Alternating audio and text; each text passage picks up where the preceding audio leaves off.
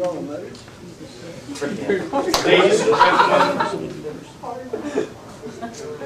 and gentlemen, we all have problems.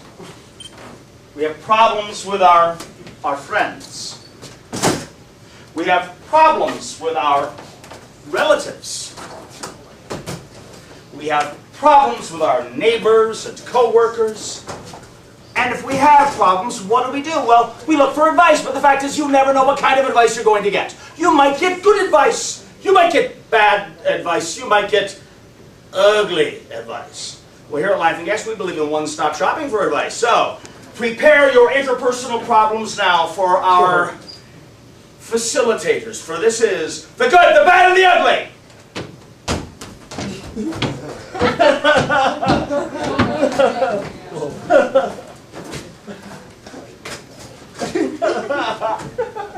By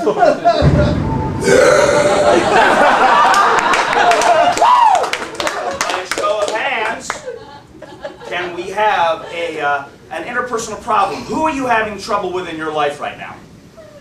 My kindergarten teacher. And how did your kindergarten teacher traumatize you? You mean snack? Ah. And now years later this is bothering you. Years after the fact, this man is bothered by the fact that his kindergarten teacher wouldn't give him snacks. How can he deal with that? With the good advice? Well, you know, the best way to deal with things is to talk to people. And, you know, I really care about your problem. So what I would have done, which is what you should do, is go back to your kindergarten teacher and tell her, you know, Mr. Kindergarten teacher, I really was hurt by you not giving me a snack. But I've forgiven you, because I have a big heart and an open place, because the Lord forgives. There you go. So should you. That's the good advice. With the bad advice, kindergarten teacher wouldn't give him a snack. What should he do? Okay. Well, that was Arnold Schwarzenegger's worst attempt at a film. I mean, come on, he didn't even look like a kindergarten cop. I mean, it's okay though, because, you know, when you go to see one of his movies like Total Recall, it just really makes you think that maybe an Oscar's in his future, but, you know, Oscar has the first name and it's baloney. Okay. And with the ugly advice, kindergarten teacher withheld snacks. What to do? You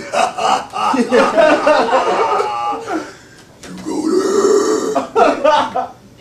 You find her, whoever she may be, and you take a bag of Hostess cupcakes, and you slowly put one down her throat, don't let her swallow. Get another one, put her down her throat, don't let her swallow. And when her mouth is full, you hold her nose, and let her suffocate in her snack house. Last time I gave the ugly advice. Okay. Another interpersonal problem. Who else are you having trouble with in your life? Doesn't have to be My mother-in-law. your what's wrong with your mom-in-law? Sucks. Well, can we have something more specific than that? She's a pain in the ass. In what way? She bribes with gifts to get information of her son. Oh! The mother-in-law is bribing the little ones with gifts to get inside information on the marriage. What do you do about a nosy mother-in-law? With good advice? You know, like I said before, it's about communication. All you have to do is go and say, Mother-in-law, I love your son. And I love you in turn because he came from your vagina. I'd love to sit down and talk with you about your inappropriate gift giving. Because even though he was a gift, I would really appreciate you not giving gifts. There you go. Communication is the key, always. It's good advice. Bad advice. Mother-in-law's bribing with gifts. Okay, I seen Macaulay Culkin, and he was at home alone, and he didn't have his mom around. And he was like, oh.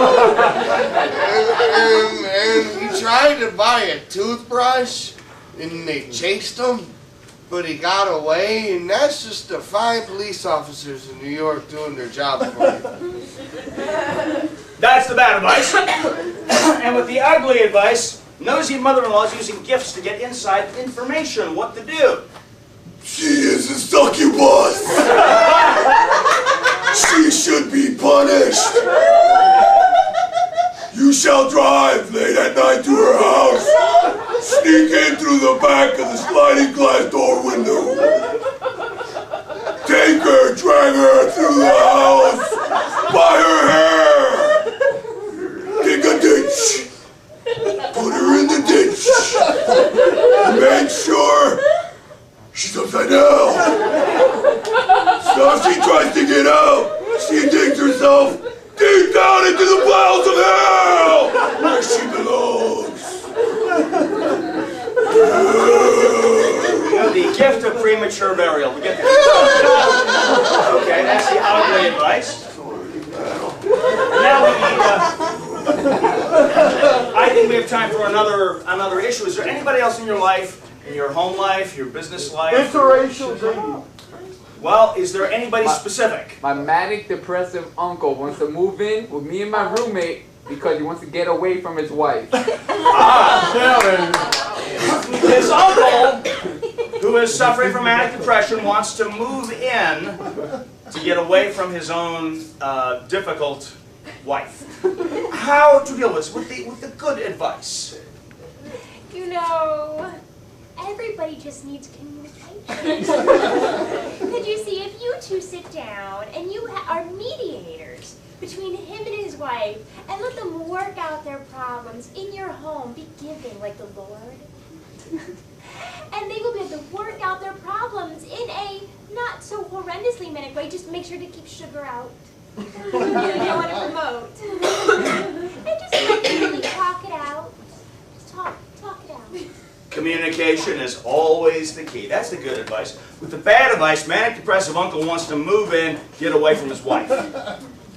I didn't know you knew Kevin Federer like that. He and Brittany, they shave heads, man. And that's not really good if you're a Shih Tzu. Because that just makes you think that I got 4 legs and I'm going to be bald, man. And you don't want to be bald, man, because, you know, that's like being a hot dog, you know, with legs. And that'll really scare you. Okay, that's the bad advice.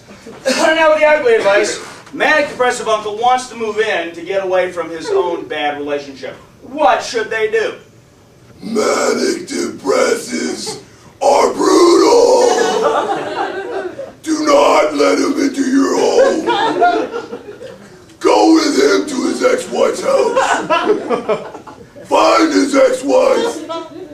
Let him go on a manic depressive rage of up and down, up and down. Help him out with a large kitchen knife. Place it in his hand and say, "Three's not company, it's a crowd. I live in a freaking efficiency, asshole."